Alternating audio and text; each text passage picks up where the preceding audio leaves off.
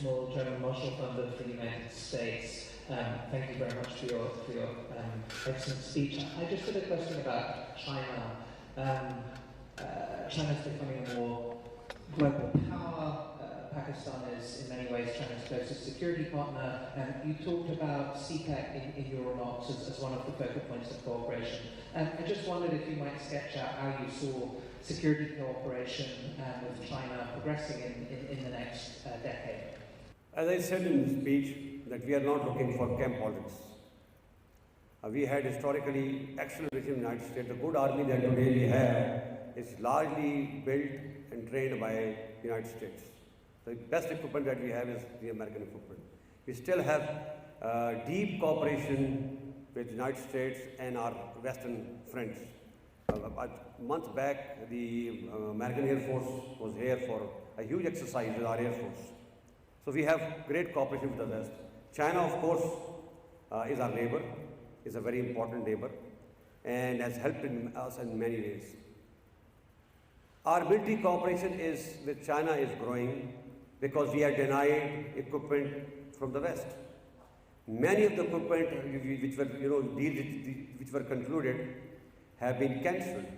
So what do we do? I'll just give you an example. We bought T-129 helicopters from Turkey. It's a very good machine, and the deal was signed. It's a defensive weapon. It's a gunship. But the engine was of American origin. So the Americans refused to give the third-party certification. So what do?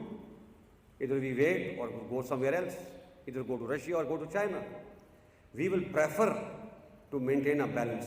Similarly, we were making some 8 submarines, and the German was supposed to give the engines and everything was done. And the last moment, when the submarine was ready, the Germans refused to give us the engines. France has done the same, of course, under the Indian pressure, because India is a big buyer. So what do? It is your responsibility to maintain the balance. If you are tilted towards one side outrightly,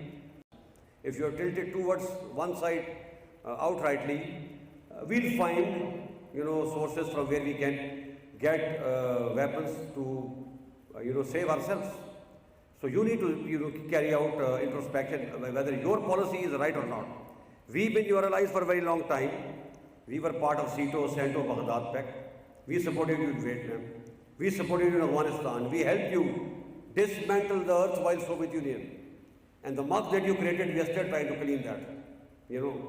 So we have paid a lot of cost. What are you doing about us? The question, I must ask you the question. Are you maintaining a balanced approach or not? And just to add on, a lot of people talk about CPEC. Yes, CPEC is a very important development. There was a problem in Pakistan that we had shortages of electricity, huge shortages. Nobody was coming forward because there was a lot of terrorism.